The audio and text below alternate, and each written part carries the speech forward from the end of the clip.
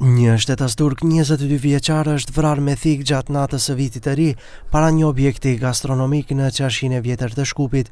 I dyshuari është në Arati dhe po kërkohet. Përveç shtetasit turk të vrarë, në incident është plagosur ende edhe një person tjetër.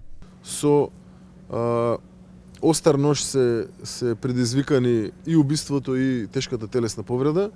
Имаме осомничено лице.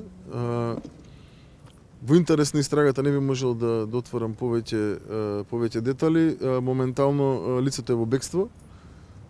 Станува збор за поголем број на учесници во рамки на вчерашниот кривично правен настан кој што го споменавте, кои што сите до еден согласно информациите кои што ги имам досега се stranski državljani.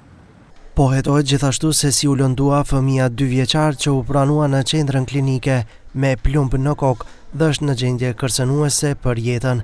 Ministri tha se ka disa teori se si u plagos, por sapo të përcaktohen arsyet, do të informohet publiku.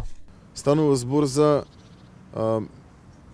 метален фрагмент кој што со сигурност во овој момент не можеме да детално го специфицираме, но веднаш што имаме информација ќе биде споделена во јавноста. Има повеќе теории на случаи за тоа како е повредено детенцето. Штом точно ги утврдиме причините за настанување на оваа тешка телесна повреда, ќе соодветно ја информираме јавноста. Për natën e vitit të ri në Shkup nga fishek zjarret janë plagosur 7 persona, ndërsa një person është plagosur vetëm me armë gjuetie në manastir.